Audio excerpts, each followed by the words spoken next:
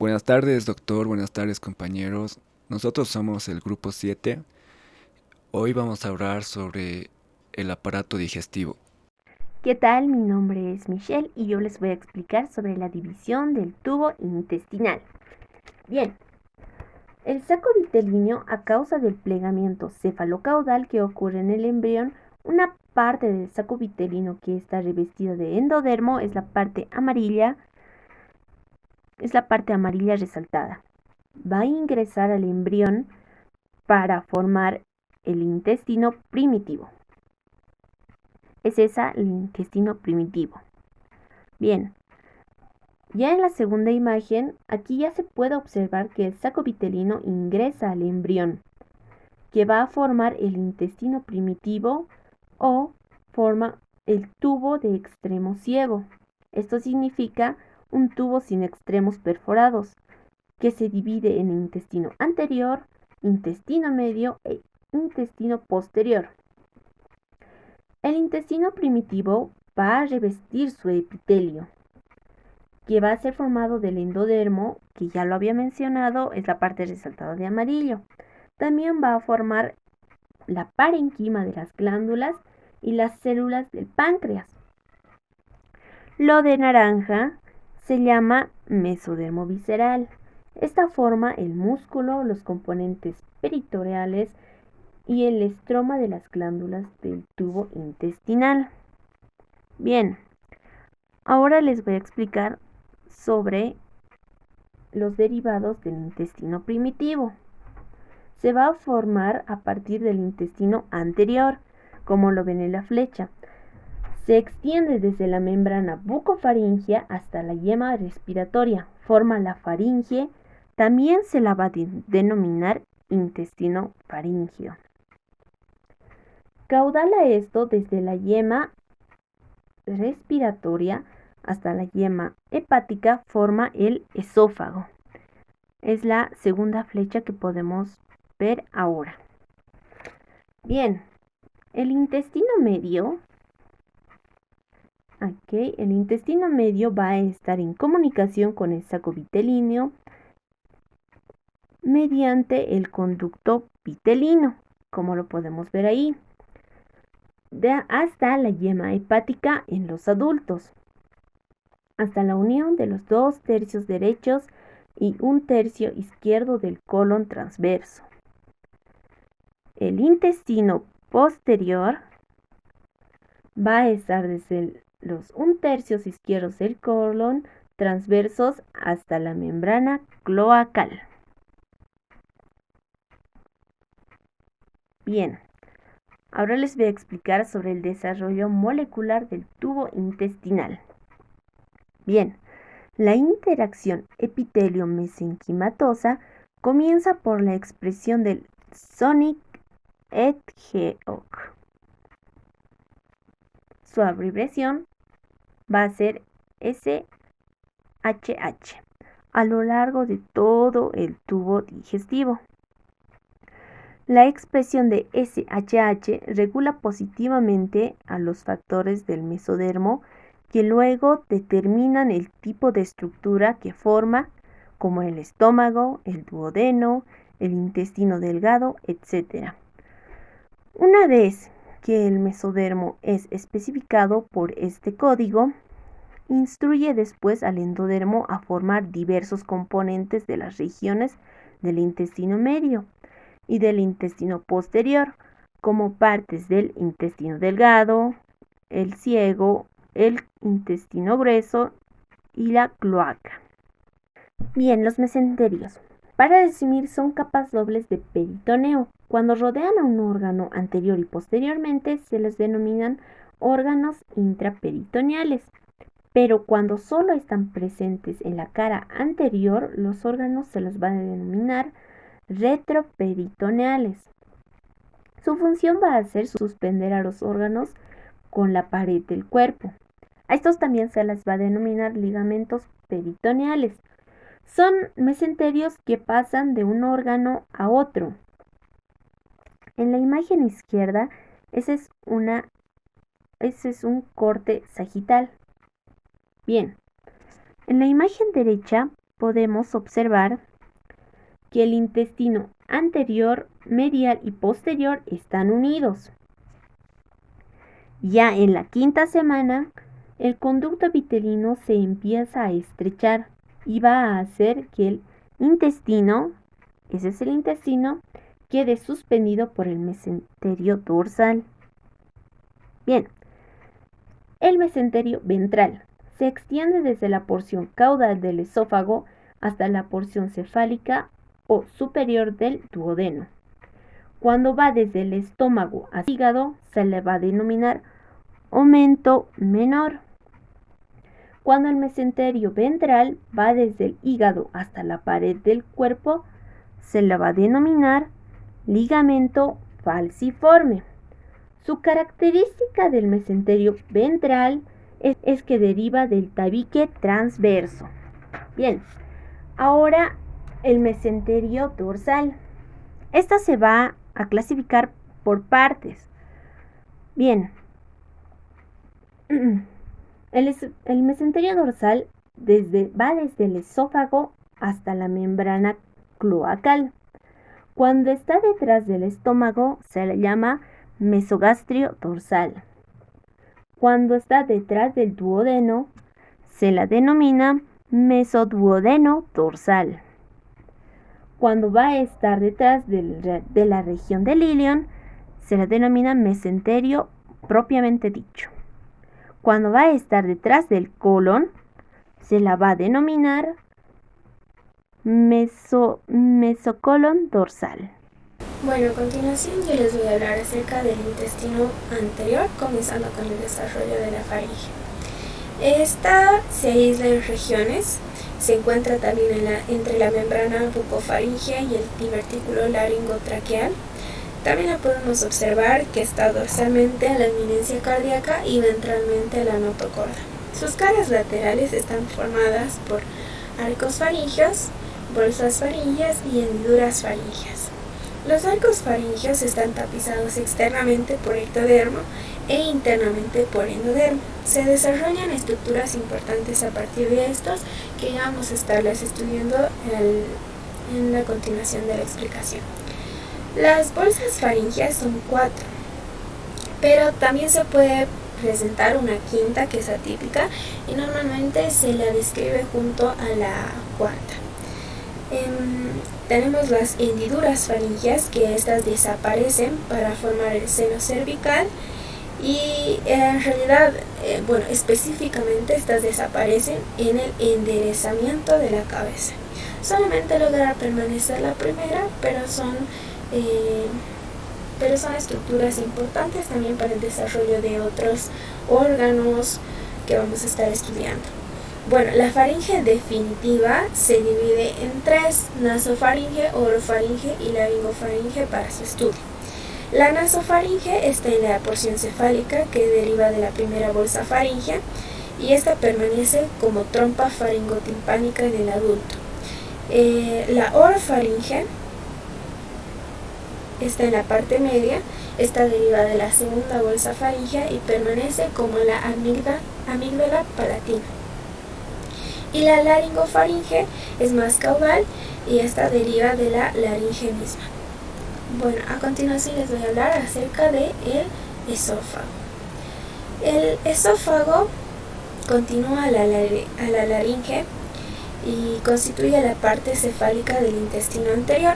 Es un conducto muy corto al inicio, pero a medida que va creciendo, este también se va haciendo más alargado y más grande.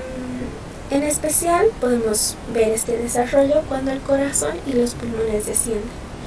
El mesénquima de los arcos faringeos caudales dan origen al músculo estriado del tercio cefálico del esófago, es decir, su porción más superior.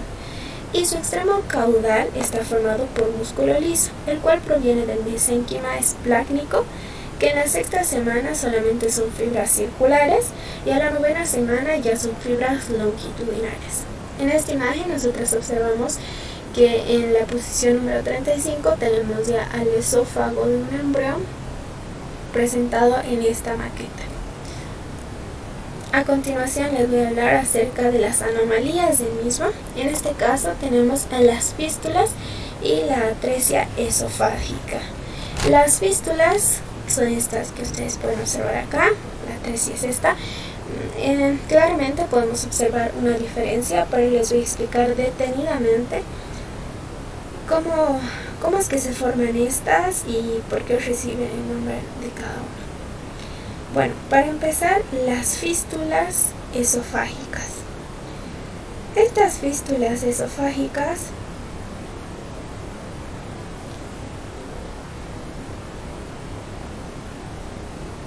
acompañan a la atresia esofágica y es una oclusión total de la luz del esófago.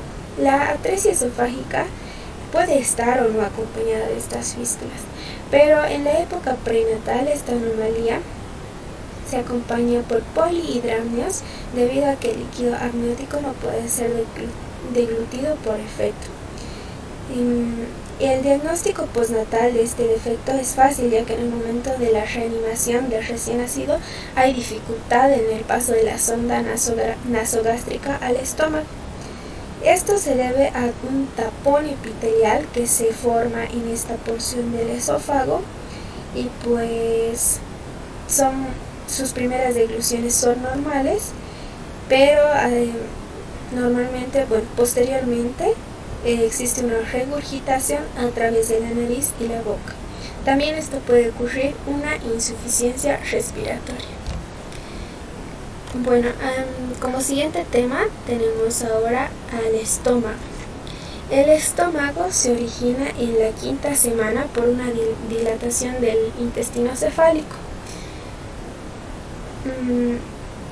Este tiene una forma que se va ensanchando en sentido ventrodorsal, y también este llega a tener una posición que gira en un eje longitudinal y anteroposterior. Vamos a hablar más adelante también acerca de su composición. Primeramente, en su posición, tal y como podemos ver en esta imagen, el eje longitudinal lleva una rotación de 90 grados en sentido de las agujas del reloj. Por lo tanto, el nervio vago izquierdo se encuentra en la pared anterior en el adulto y el nervio derecho en la pared posterior del estómago. El eje anteroposterior lleva la parte anterior o pilórica hacia la derecha y la región cefálica hacia la izquierda, lo cual hace que el futuro duodeno esté en posición retroperitoneal. Lo vamos a ver más adelante. En la imagen ustedes pueden ver estos dos movimientos. La posición cefálica se va más hacia lo que les decía, se va más hacia la derecha hacia la izquierda, y la porción inferior se va más hacia la izquierda. Este es el giro de 90 grados que hace el estómago en dirección a las manecillas del reloj, y podemos ver que esta es la posición final y en el adulto mayor del estómago. Bueno, en el adulto, perdón. Es así como llega a su posición definitiva, y bueno, su composición ahora sí es el epitelio de la mucosa, que es de origen mesodérmico. Este es liso al principio del segundo mes, pero para el tercer mes hay brotes de mucosa, y en el 5.º mes ya constituyen tipos de glándulas. También está compuesto por mesénquima de la hoja esplánica, que forman las fibras musculares y el peritoneo de la víscera. En este caso, las fibras musculares adoptan el mismo desarrollo que veíamos en el esófago. Primeramente son circulares y después recién llegan a ser longitudinales. Algunas anomalías también acerca del estómago es la estenosis pilórica hipertrófica. Claramente esta se ve en niños a una edad muy temprana, y bueno, esta es una anomalía muy frecuente. Más que todo se presenta en individuos del sexo masculino. Se caracteriza por una hipertrofia de la capa muscular del píloro, especialmente de su estrato circular, y se ve que se estrecha la luz pilórica provocando vómitos en proyectil, es decir, con gran fuerza. Por dificultad de tránsito alimenticio. La causa de la estenosis hipertrófica es desconocida. Sin embargo, su presencia en gemelos monocigóticos sugiere la participación de factores genéticos. Podemos ver aquí una imagen del antes y el después, o sea que es así como se encuentra el estómago obstruido, la luz del estómago se encuentra obstruida y por eso produce también los vómitos en proyectil. Muy bien, a continuación les voy a hablar acerca del duodeno. El duodeno se forma en el extremo caudal del intestino anterior y cefálico del intestino medial. En el adulto, estos corresponden a la desembocadura del conducto colédoco y pancreático. Este adopta una forma de C por su crecimiento. El movimiento del estómago, donde su extremo distal estará conectado a la pared posterior del abdomen. En esta imagen ustedes pueden observar el duodeno y su forma característica, que es en forma de C. Durante la quinta y la sexta semana su luz se torna pequeña. Su composición es por la esplenopleural periduodenal que origina al tejido conectivo y los músculos lisos. Y además, las primeras vellosidades se forman en la octava semana. Algunas anomalías también del duodeno es la estenosis y atresia duodenal. La estenosis es un adelgazamiento y la atresia es como que un tapón que se forma, como ya lo habíamos visto anteriormente. Específicamente, la estenosis se genera como consecuencia de la insuficiencia recanalización del duodeno, luego de la oclusión fisiológica producida por la proliferación de las células de su mucosa. El origen de la atresia es el mismo, pero en este caso el defecto es total. La oclusión suele asentar inmediatamente por encima de la ampolla de Barter. Y por último tenemos al hígado y las vías biliares. Al inicio de la cuarta semana, este se forma por una evaginación de la pared ventral del duodeno. Esta emite dos esbozos, uno craneal y otro caudal. Brote craneal y brote caudal. Estos son precursores del parenquima hepático y la vesícula biliar. El tramo entre el intestino y los brotes constituyen los esbozos del conducto colédoco.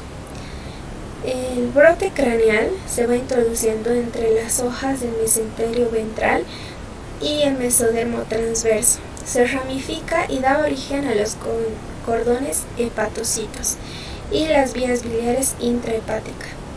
Estos cordones se relacionan con las venas umbilicales y vitelinas, que forman a su vez a los sinusoides hepáticos y capilares sinusoides también. El brote caudal, en cambio, su desembocadura es entre los conductos colédoco y hepático. Forma primero el conducto cístico, que tras su dilatación va a llegar a ser la vesícula biliar. En la novena semana el volumen de este es significativo, representa un 10% del peso total, el cual disminuye y aparecen 4 lóbulos. Acerca del peso es algo muy importante por una función que el hígado cumple en el embrión, pero vamos a ver específicamente sus funciones más adelante. Los 4 lóbulos en los que se distingue al hígado es el lóbulo derecho, izquierdo, caudado y cuadrado. La sangre fluye por la vena umbilical de la placenta al hígado y en un principio tanto el derecho como el izquierdo, los lóbulos, llevan el mismo tamaño, pero posteriormente el lado derecho crece más. En esta imagen nosotros podemos ver al conducto biliar, los cordones hepáticos, claramente podemos ver el estómago y posteriormente ya tenemos acá a un hígado formado. Las funciones del hígado y las vías biliares son muy importantes. En especial les voy a hablar acerca del desarrollo funcional del hígado. Para la sexta semana cumple una función hematopoyética. en el mesodermo transverso, por lo cual se explica su aumento de peso, que va a quedar reducido para el final de la gestación. En el cuarto mes, los hepatocitos comienzan a elaborar pigmentos biliares, los cuales son conducidos al interior del duodeno a través de las vías biliares. Estos se mezclan con el contenido intestinal y al final dan el color del meconio. También elaboran y almacenan glucógeno para el cuarto mes, y en los últimos meses de desarrollo tienen una función antitóxica. También sintetizan proteínas como la AFP, la fetoproteína, ese es el nombre. La albumina también se incrementa y permanece en el adulto. Y también tienen factores de coagulación, inmunoglobinas y lipoproteínas. Tal y como podemos ver acá, en la circulación fetal el hígado es muy importante porque se relaciona sus cordones con la vena umbilical, entonces también es importante, como les decía ya, para la función hematopoyética. Y acerca de las anomalías del hígado, vamos a observarlas más adelante con mi compañera. Hola, mi nombre es Brittany Conde y yo les voy a hablar sobre la regulación molecular de la inducción hepática. Muy bien, esto va a suceder en el endodermo del intestino anterior, que va a tener la capacidad de formar el tejido hepático, pero esta acción va a ser interrumpida o impedida por las secreciones del mesodermo y el ectodermo y la notocorda. Pero ya aquí no todo está perdido, ya que va a haber dos proteínas que van a ayudar al endodermo a seguir su función. Muy bien, una de estas va a ser la FGF2 y otra va a ser la BMP. Estas van a ayudar al endodermo.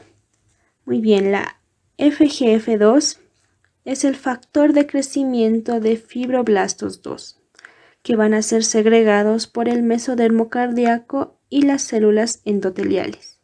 Y la BMP va a ser las proteínas morfogénicas óseas segregadas por el tabique transverso. Muy bien. ¿De qué se van a encargar estas dos proteínas? Ahora se los voy a decir.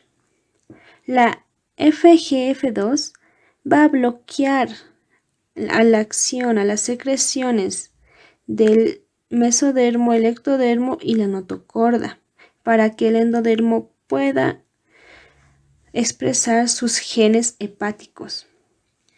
Y la proteína BMP va a potenciar al endodermo, o sea que lo va a impulsar para que responda a la ayuda de la FGF2.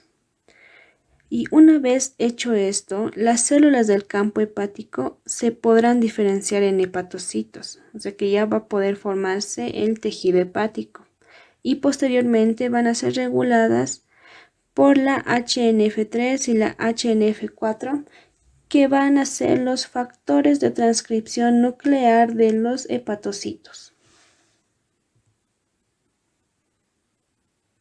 Como se puede ver ahí en la imagen, se ve a la FGF2 y la BMP, que van a ayudar al endodermo para que pueda formar el campo hepático. Muy bien, vamos a continuar con las anomalías del hígado y la vesícula biliar. Entre ellas podemos rescatar a la atresia de la vesícula biliar y a los quistes congénitos del hígado. La atresia habla sobre la presencia de ictericia, que es la piel amarilla, también acolia y coluria, que son las heces de color blanco, y orina oscura. Esto se obtiene después de que el bebé nazca. Se suele hacer cirugías para esta anomalía, pero si no tiene solución, el bebé puede llegar a fallecer por insuficiencia hepática. Y la anomalía de quiste congénito del hígado. Esto presenta una formación vesiculosa con un contenido seroso. Se dice que es por uno o más conductos biliares aberrantes que se quedaron aislados y sin continuidad con los conductos excretores. Vamos con el páncreas y su desarrollo. Muy bien, el páncreas va a comenzar su desarrollo durante la 5ª semana de embarazo. Se va a formar a partir de 2 yemas o brotes que van a ser originados del revestimiento endométrico del duodeno. Estas 2 yemas son la yema dorsal y la yema ventral. El duodeno gira en sentido horario, o sea, hacia la derecha. El brote ventral formará la parte inferior de la cabeza del páncreas y se va a fusionar con el brote dorsal, del que se va a desarrollar el resto de la glándula.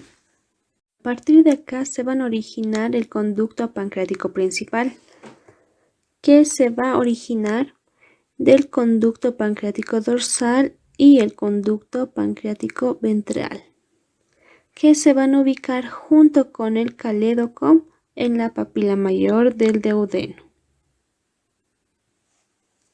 Como pueden ver en la imagen A se puede observar el páncreas durante la semana 6 de desarrollo. Y también se puede observar la yema pancreática ventral, que se mantiene en contacto estrecho con la yema pancreática dorsal. En la imagen B se puede ver la fusión de los conductos pancreáticos para formar el conducto pancreático principal. Se va a formar un conducto pancreático accesorio, que va a venir del segmento proximal del conducto pancreático dorsal, como pueden ver en la imagen. Este conducto se va a ubicar en la papila menor del duodeno y también es llamado como el conducto de Santorini. Continuamos con las anomalías pancreáticas. En esta se puede rescatar al páncreas anular, esta se caracteriza porque la cabeza del páncreas forma un anillo alrededor del duodeno, causando obstrucción. Como pueden ver en la imagen, la yema ventral del páncreas se va a dividir y constituye un anillo en torno al duodeno, lo que va a ocasionar que se obstruya. La regulación va a ser dada por 2 proteínas, una que va a ser la FGF2 y otra que va a ser la activina. Estas 2 proteínas se van a estar sintetizadas en la notocorda y en el endotelio de la aorta dorsal. Estas 2 proteínas van a reprimir la expresión del gen SHH en el endodermo intestinal, que va a estar destinado a formar la yema pancreática dorsal, y la yema ventral va a ser inducida por el mesodermo visceral.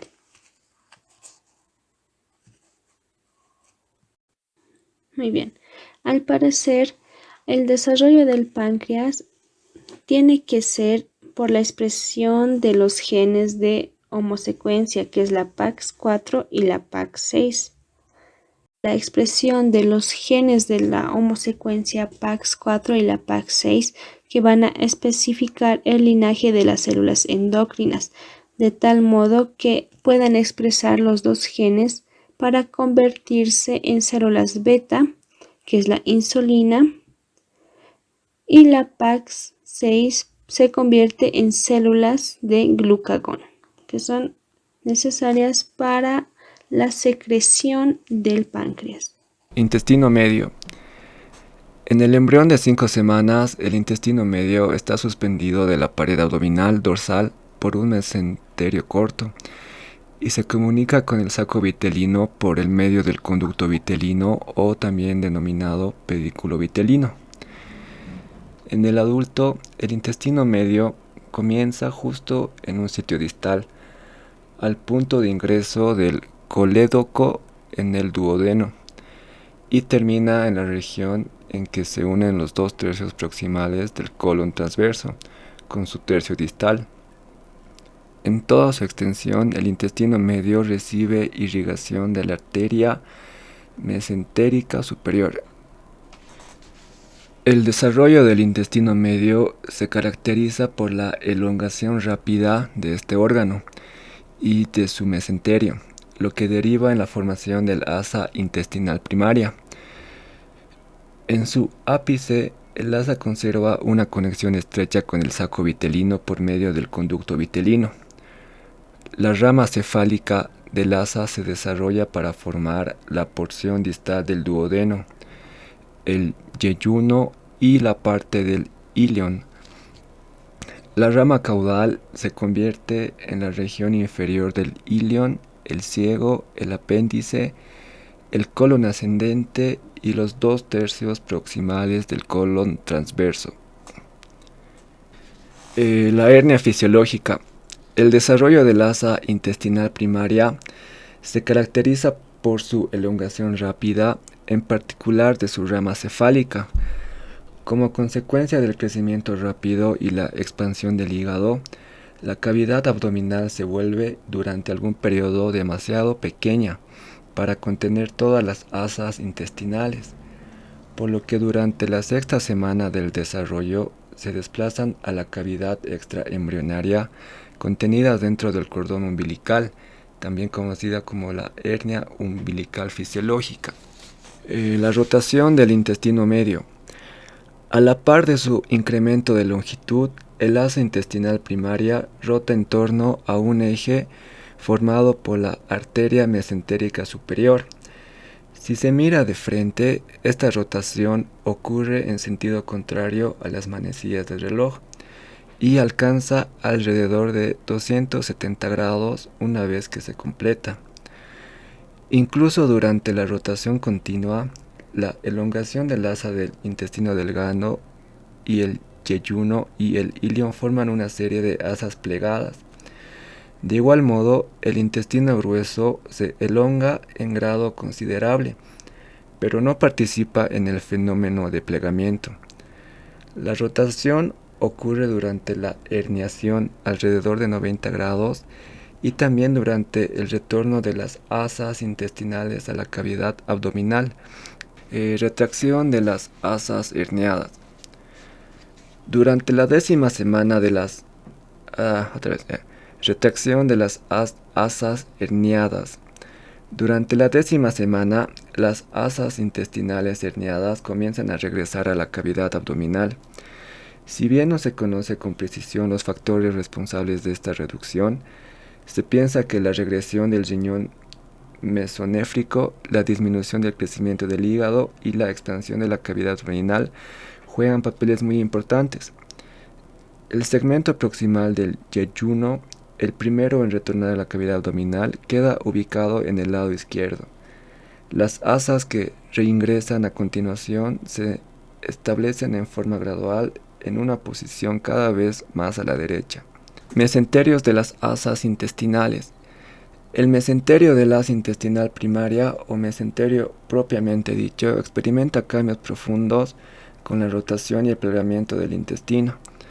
Cuando el segmento caudal del asa se desplaza hacia la derecha de la cavidad abdominal, el mesenterio dorsal gira en torno al origen de la arteria mesentérica superior.